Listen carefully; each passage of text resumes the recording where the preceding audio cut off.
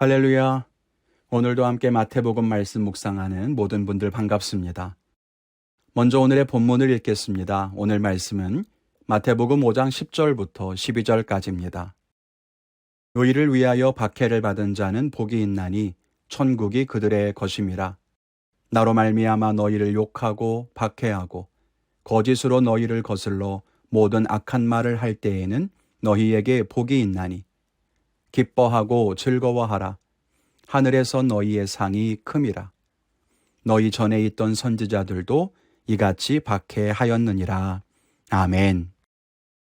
이제까지 팔복의 말씀을 하나씩 살펴봤고 이제는 마지막 8번째 복에 대해서 생각해 볼 텐데요.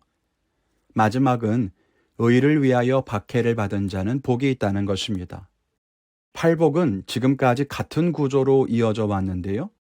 그런 점에서 8번째 복은 10절, 한 절 말씀으로 끝난다고 볼 수 있습니다. 그런데 그러면 11절에 다시 나로 말미암아 너희를 욕하고 박해하고 거짓으로 너희를 거슬러 모든 악한 말을 할 때에는 너희에게 복이 있나니 라고 하는 이 말은 새로운 복인 것처럼 보이기도 합니다.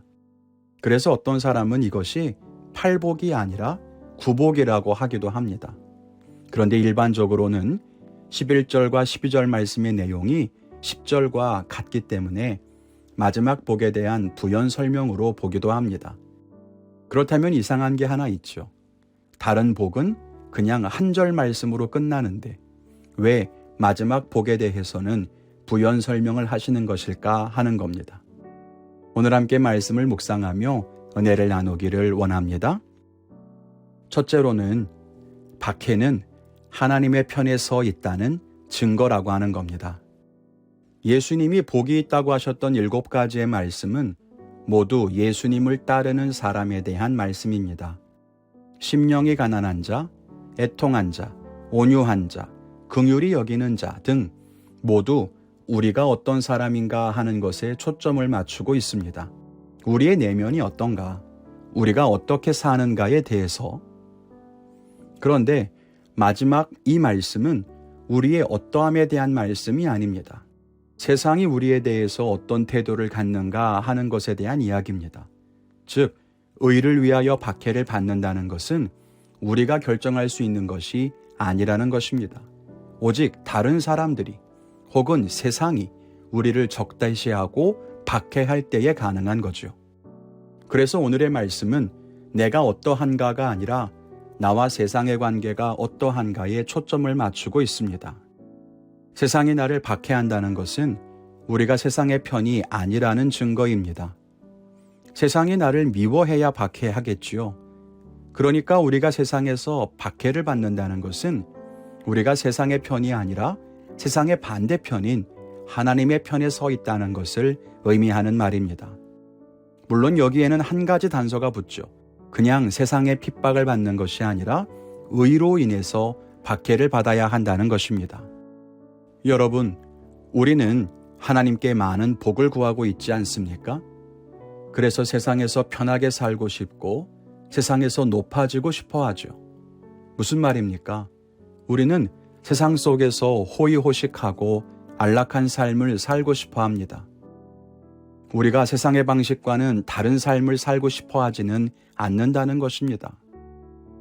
세상은 부귀영화를 꿈꾸지만 나는 부귀영화에는 관심이 없고, 세상은 높아져야 한다고 하지만 나는 낮은 곳에 처하기를 원하고, 우리가 그렇지는 않잖아요.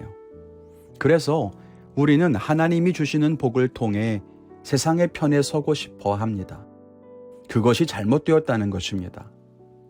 악한 영은 믿음을 가진 하나님의 자녀들이 믿음을 버리고 세상에 속하기를 무엇보다 원합니다. 그래서 하나님의 자녀들을 공격하는 거예요. 여러분은 믿음을 지키느라 세상으로부터 공격을 당합니까? 세상은 당신을 향해서 같은 편이라고 합니까? 아니면 상대편이라고 합니까? 마귀가 우는 사자처럼 삼킬 자를 찾아다니는데 당신 곁을 지나가면서 당신을 쓱 보고는 너는 내 편이구나 하고 당신을 공격하지 않고 그냥 지나간다면 그건 평안한 복이 아니라 끔찍한 저주라고 하는 것을 알아야 합니다. 오히려 세상이 우리를 믿음 때문에 공격하고 우리를 핍박하는 것이 우리가 진짜 믿음을 가지고 있다는 반증입니다. 그러므로 세상이 당신을 의로 인해 박해한다면 감사하십시오. 당신이 하나님의 편에 서 있다는 것을 증명해 주었기 때문입니다. 여러분이 세상의 편에서 안락한 삶을 살기보다는 하나님의 편에서 박해를 받는 것을 더 기뻐할 수 있기를 주님의 이름으로 축원합니다. 둘째는 박해받는 자에게 상급이 있다는 것입니다. 팔복에는 반전이 담겨 있습니다. 심령이 가난한 사람이 아무것도 없는 것 같지만 결국 천국을 얻게 되고, 온유한 자는 지는 것 같지만 결국 땅을 기업으로 얻게 됩니다. 또 팔복에는 결핍을 채우시는 하나님의 은혜가 있습니다. 애통하는 자에게는 위로가, 의에 줄이고 목마른 자에게는 의를 배부르게 하시는 은혜가 있습니다. 그리고 마지막 말씀인 의를 위해 박해를 받는 자들은 하늘의 상을 얻게 됩니다. 박해를 받는다는 것은 저주를 받는 것 같습니다. 세상에서 조롱당하고 모욕을 당하죠. 그러나 하나님은 그의 인생을 반전시키십니다. 하늘에서 영광의 상을 주신다는 것입니다. 우리는 하늘의 상급을 바라며 살죠. 그래서 열심히 신앙생활을 하고 사역과 봉사를 합니다. 물론 좋아요. 그런데 하늘에서 받는 상급은 우리의 열심과 노력에 대한 보상뿐이 아닙니다. 하늘의 상급은 이 땅에서 받는 저주와 조롱에 대한 보상이라는 것입니다. 그러므로 사람들에게 조롱받지 않으려고 믿음을 감추고 숨어 살 것이 아니라 사람들에게 조롱을 당하더라도 믿음을 지켜야 합니다. 이 땅에서는 멸시받는 인생일지 몰라도 하늘에서는 의의 면류관, 영광의 면류관을 얻게 될 것입니다. 오늘 말씀을 통해서 우리 성도님들은 어떤 은혜를 받으셨습니까? 오늘은 세상에서 받는 박해에 대해서 말합니다. 우리는 세상의 조롱과 박해에 대해 어떤 태도를 취하고 있습니까? 조롱받기 싫어서 믿음을 포기하거나 세상에 타협하고 있지는 않습니까? 우리는 의를 위해서 세상과 싸웁니까? 아니면 우리의 편안한 삶을 위해서 싸웁니까? 우리 모두가 바라는 하늘의 상급은 이런 박해로부터 시작된다는 것을 기억하며 오늘의 삶 속에서 믿음의 선택을 하는 성도님들이 되기를 바랍니다. 여러분은 오늘 말씀을 통해서 무엇을 결단하셨습니까? 저는 오늘 말씀이 좀 어려웠습니다. 왜냐하면 지금껏 신앙생활을 하고 또 목회를 하면서도 우리가 세상에서 존경받는 사람이 되는 것이 신앙적으로 맞는 것이라고 생각하고 가르쳐왔기 때문입니다. 그런데 세상에서 인정받고 높임받고 존경받는 삶이 과연 세상으로부터 박해를 받는 삶일까? 세상의 편에 서는 것과 세상의 적이 되는 것에 대해서 다시 한번 고민하게 됐습니다.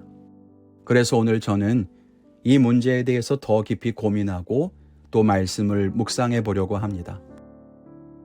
여러분은 어떤 결단을 가지셨나요?